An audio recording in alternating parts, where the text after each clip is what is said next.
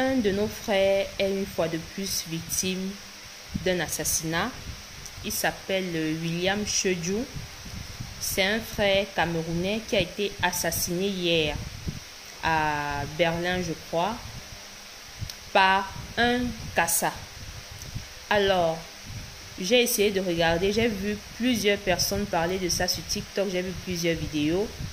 Et c'est aussi dans les journaux allemands et tout. Alors, il semblerait que le frère est entré en altercation verbale avec un monsieur arabe à cause d'un problème de parking. Donc, sûrement, les deux voulaient garer quelque part au même endroit. Et le frère a garé avant le monsieur arabe et ils ont commencé à avoir des échanges de voix. Alors, celui qui tue le frère, ce n'est pas le monsieur arabe avec qui il avait les échanges de voix, mais un autre arabe qui sort de nulle part et qui vient avec un couteau pendant que le frère est en train d'avoir les échanges de voix avec le monsieur arabe et qui le poignarde. Donc la personne qui assassine le frère, c'est pas le monsieur avec qui il était en train de se chamailler, on va dire ça comme ça, mais c'est un autre arabe qui vient se mêler de l'affaire et qui tue notre frère comme ça. Les images sont sur TikTok, vous pouvez taper William Chedjou et vous allez voir les images de cette scène macabre en fait. Alors, avant d'entrer dans le vif du sujet pour vous donner quelques conseils, je rappelle qu'aujourd'hui, il est organisé une marche dans la ville où ça s'est passé. Alors, il y aura une marche là-bas à 16 h. Voilà, si vous êtes en Allemagne, si vous êtes dans cette ville, s'il vous plaît, mes frères et sœurs, peu importe votre nationalité, si vous êtes noir, allez soutenir cette marche parce que c'est trop. C'est trop. On nous attaque tout le temps. Nous sommes le moins cher de ces gens, de toutes ces communautés, parce que notre communauté est faible et n'est pas soudée. Il faut qu'on apprenne à être soudé. Si tu es dans cette ville et que tu n'as rien à faire, va à 16 h, tu te renseignes, tu appelles les gens de ta communauté et tout, ou tu regardes sur les pages TikTok, ils vont te donner le lieu où il y aura la marche. Parce qu'il faut que notre voix se fasse entendre, c'est de trop. Alors, je constate que l'incassation des gens qui sont soudés, qui sont tellement solidaires, même dans la violence. Parce que si quelqu'un se lève et pas poignarder quelqu'un qui ne lui a rien fait directement, c'est parce qu'il est en train de protéger son frère. Ce monsieur a assassiné notre frère par solidarité. Ça, il faut qu'on le comprenne bien. Il l'a assassiné par solidarité. C'est pas quelqu'un qui est fou. Il s'est dit, mais ce nègre est en train de se disputer avec mon frère en tant que qui? Je vais lui montrer de quoi je suis capable. Et il a allé tuer notre frère. Il faut savoir que les Nkassa ont une communauté très puissante. Peu importe où ils se trouvent dans la diaspora, c'est une communauté qui est soudée, c'est une communauté qui est vraiment unie, c'est une communauté qui a aussi une certaine puissance économique. Ok? C'est une communauté qui a aussi un poids même politique dans certains pays, même ici en Italie, les Nkassa ont quand même un certain poids politique aussi. Alors, le conseil que je peux donner aux gens, il y a des situations dans lesquelles il vaut mieux faire comme si tu es faible. Il n'y a pas de souci, mais au moins tu te préserves et tu préserves ta vie. Les Nkassa, c'est les gens avec qui il ne faut jamais entrer en confrontation, qu'elle soit verbale, physique ou quoi que ce soit. Mieux vaut les éviter. Pourquoi je le dis?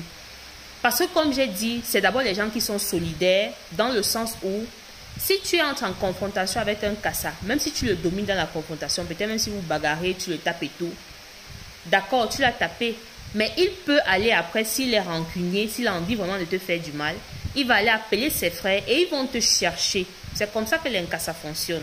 Ils vont te chercher pour te faire du mal et on ne va rien leur faire parce que comme j'ai dit, c'est une communauté qui est soudée, qui est puissante, même économiquement et politiquement ici en Europe. Une autre chose par rapport aux Kassa, c'est que les Nkassa, c'est les gens que j'ai un peu côtoyés à un moment de ma vie et on a l'impression que la violence n'est pas forcément une tâche chez eux. Je vais vous expliquer une scène que j'avais vécue une fois à l'époque.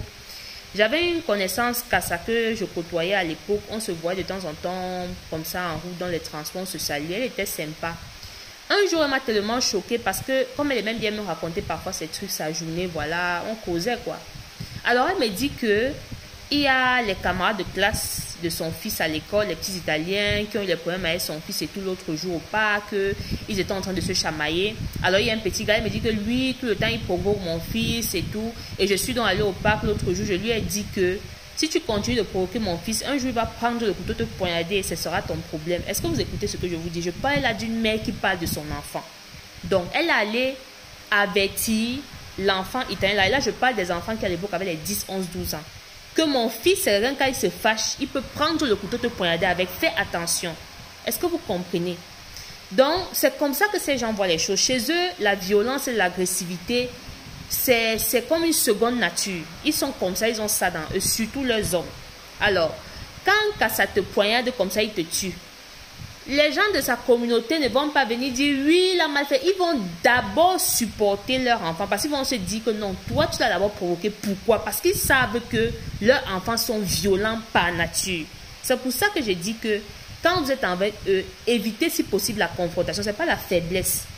Quand tu évites la confrontation, tu penses à ta vie, à ton futur, tu penses à tes enfants, tu penses à ta femme, tu penses à tes parents, à tous les gens qui vont rester souffrir si tu n'es pas là demain. Parce que ce frère est mort.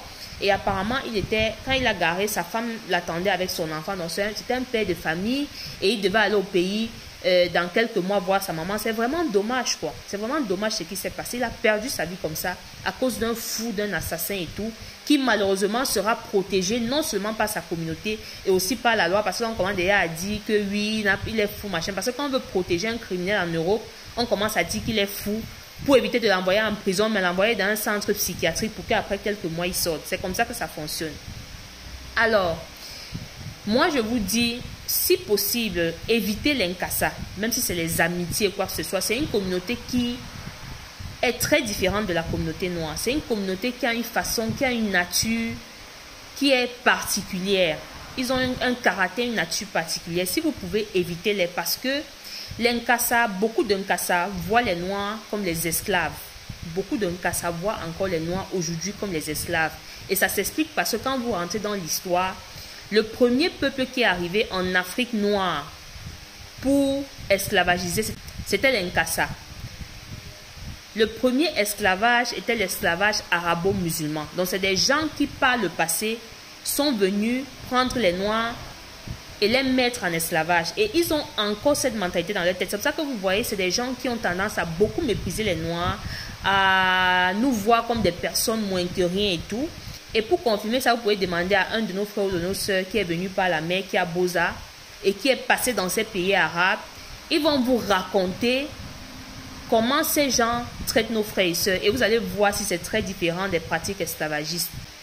Alors moi, comme j'ai dit, si vous êtes obligé, si dans peut-être votre travail, dans un endroit, vous n'êtes pas au travail, au boulot, à l'école, vous êtes obligé de côtoyer les Nkassa, pour éviter que ça ne dérape avec eux, il y a deux choses qu'il faut éviter. Numéro 1, éviter les sujets de religion, éviter de critiquer leur religion. Ça, je le dis comme conseil général, ça n'a plus rien à voir avec l'histoire du frère qui s'est passé. Ça, je le dis comme conseil général pour gérer les rapports avec les Nkassa. Évitez la religion. Évitez de vous approcher de leurs femmes. Parce que quand tu parles des sujets de religion, même quand tu es le Wat, le Nkassa va finir avec toi si tu dénigres sa religion. 2. Évitez de tourner autour de leurs femmes. Nos frères qui aiment bien les femmes Kassala, évitez de tourner autour de leurs femmes. Parce que quand tu es noir, comme ils te voient comme un esclave, tu tournes autour de leurs femmes, eux ils mettent l'œil sur toi, ils ne sont pas contents. Et quand vous avez les enfants qui fréquentent avec les Nkassa, si possible, parlez à vos enfants, dites-leur d'éviter de trop traîner autour de ces Nkassa. Si le Nkassa fait l'anniversaire ou un truc, il invite ton enfant, si possible, évite que ton enfant ne parle. Ce que je dis, je n'exagère pas. Parce que, puisque c'est les gens qui ont un sang très chaud, il y a une bagarre, il y a un bagarre, on fait du mal à ton fils. Les Nkassa ne vont pas dire que, ouais, ils vont d'abord protéger leur enfant, même si c'est eux qui ont invité ton fils.